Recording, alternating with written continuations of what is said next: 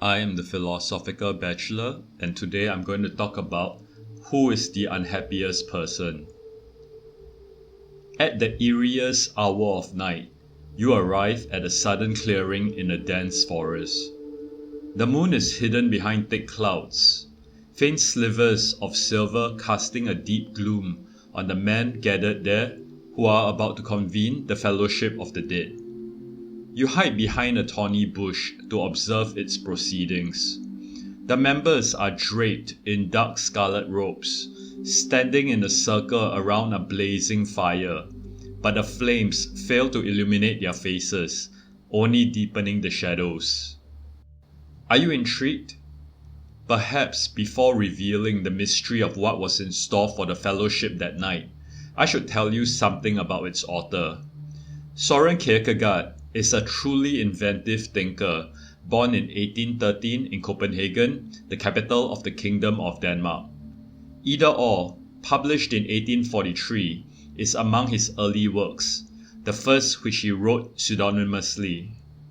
A major reason why he wrote some works under a pseudonym was that he wanted his readers to not consider him to be the voice of those works.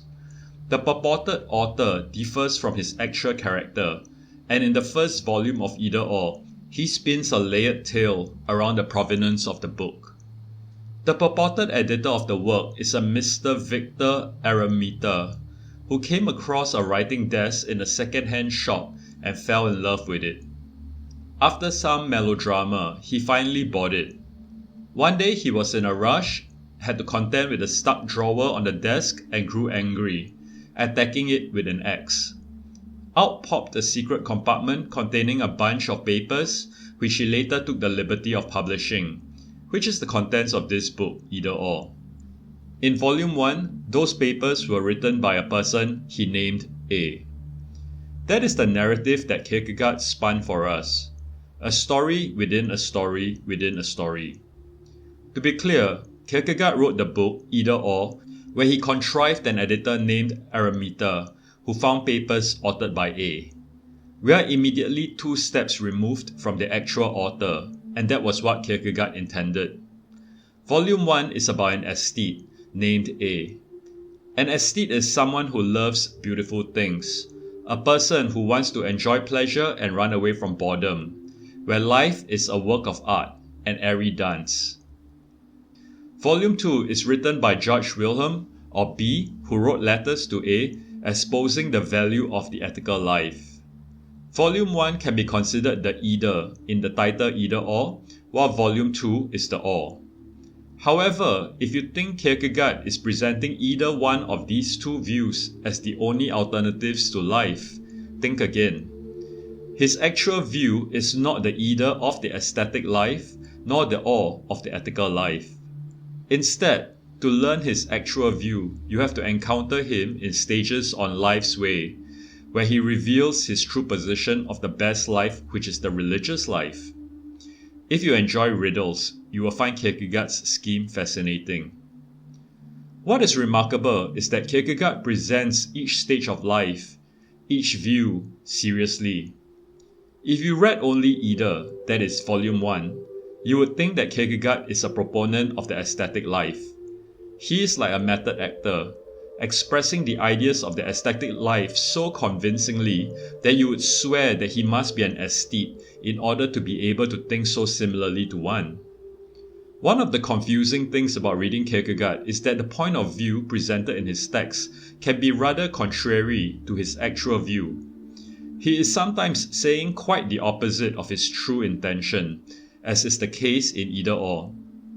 Indeed, he considered living a postscript. I hereby retract this book. It was a necessary deception in order, if possible, to deceive men into the religious, which has continually been my task all along. Yet I do not need to retract it, for I have never claimed to be its author. Nonetheless, his readers should take his writing seriously in order to feel the full impact of his efforts. He is in fact leaving it up to us to decide what the best life is, to be an aesthete, an ethical person, or a religious one. He is placing responsibility for the existential significance to be derived from his text squarely on the reader. A, the aesthete, and in turn Kierkegaard, is a man of erudition. One essay of the volume waxes poetic over the profundity of music, in particular Mozart's Don Giovanni, which he considers to be the perfect opera. He writes about Goethe's Faust, Greek mythology, biblical characters, modern and ancient tragic plays with expertise, displaying virtuosity over his aesthetic subject matter rather convincingly. But the highest pitch of passion, Kierkegaard saves for the last chapter of Volume 1, The Seducer's Diary, written purportedly by a man named Johannes, yet another pseudonym in Kierkegaard's web of pseudonyms. The diary records Johannes' seduction of Cordelia. He plots their engagement and then machinates for her to break it off with him, which was his intention from the start. Readers will feel that A is able to truly appreciate art and beauty at the highest intellectual and emotive levels. They will think that Johannes is the most devious and masterful lover. I will leave you to enjoy these episodes yourself. Instead, I want to talk about just one chapter, the shortest chapter in Volume 1 entitled The Unhappiest One. I will first tell you its story and then pose a question on its place in this book, a book concerned with the aesthetic. Let us return to the macabre setting I had painted at the start of this video. A himself does not depict such a mise-en-scène, but I took the liberty to set the scene. The speaker, presumably A, tells of a gravestone with the inscription, "The Unhappiest One." Who is buried there that deserves such an accolade of being known as the unhappiest person? We cannot discover him by looking into the pit, for the grave is empty. Is it empty because there was never such a person buried there? Or was it because when one is dead, all our sorrows vanish, and hence no one can rightfully be in the tomb? Or did that person rise from the dead? Or is the grave simply awaiting the right occupant, one who can rightfully claim the title of being the unhappiest person ever? There are many who think death is the worst disaster that can happen to oneself, but A says, we, like the Roman soldiers, do not fear death. We know a worse calamity, and first and last, above all, it is to live. If to live is a fate even worse than death, then the unhappiest one was the person who could not die, who could not slip down into a grave. However, since all human beings are destined to die, A does not care to look for an unhappy immortal who might outstrip the unhappiest human being. He only means to search among mortal human beings to find the unhappiest one. Yet, whether a life is happy or unhappy can only be evaluated at the end of that life. As ancient Greek statesman Solon said, "Count no one happy until the end is known." Keep this idea in mind. We shall return to it later. A person who is sure he is the unhappiest is in fact not totally miserable. He has one consolation. He need not be afraid that things turn worse before his death, that events yet to take place will rob him of his happiness, since he is already the unhappiest. He has already hit rock bottom. This makes him immune to the vagaries of fortune. When you have hit rock bottom, there is only one direction to go, and that is up. Or if not up, at least it is not down, since there is no further down than rock bottom. Following this logic, if a person fears death, then it means that her life cannot be so unhappy after all, since death would then be a relief. If there was a competition to find the unhappiest person, a person who fears death would hence be disqualified, the same way those who are happy can automatically be excluded. However, everyone else can participate, regardless of their rank and age, since even the rich, powerful and young can fall prey to unhappiness. And so A begins his examination of what constitutes the unhappy person. He says, the unhappy one is the person who has his ideal, the substance of his life, the plenitude of his consciousness, his essential nature outside himself. The unhappy one is the person who is always absent from himself, never present to himself. Such an absent means that the person is not living in the present, but in the past or the future. Their bodies are, needless to say, firmly in the present world, but their minds are not. They are either hoping for the future or recollecting the past. However, even those hoping or recollecting are present to themselves in their hope and recollection. For the unhappiest person, A is thinking of someone who is unable to be present to himself in hope, but loses his hope, then hopes again, etc. Then he is absent from himself, not merely in present but also in future time. The same applies for the recollecting individual, who is unable to be present to herself even in her recollection. How does this happen? For the hoping or recollecting individual to be present in the past or future time, time must have reality for them. What can be hoped for must be something that can possibly come to fruition. If the hope is unrealistic, then it is like being lost in an impossible fantasy instead of confronting the reality and being present in it. It is escapism through indulging in fantasy. For the recollecting individual, it is trying to recollect a past that did not happen. A's example is an adult who has no childhood but now realizes the beauty of childhood and hence tries to remember his own lost childhood through a fantasy that has no reality. I think a clearer example may be an adult who suffers a bad or abusive childhood and instead of confronting that reality, recalls it through a fiction of a good loving childhood. Both live in a fantasy world devoid of reality. Already not grounded in the present, they are even further from reality since their visions of the past or the future are also unmoored from reality. A suggests that between the hoping and recollecting individuals, the hoping ones are less unhappy because they at least do not have the pain of the recollecting individuals. But he thinks that it is a combination of hope and recollection that yields the unhappiest person. It is where recollection prevents him from being present in his hope, and it is hope that prevents him from being present in his recollection. How this happens is when the subject hopes for what should be recollected. He is past his goal because it has already been experienced or should have been experienced, according to A. This same person recollects what should be hoped for.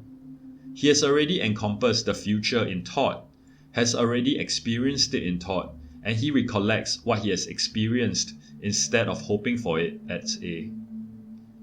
What makes his pain even deeper is that he is unable to explain his condition to others because no one will be able to understand him.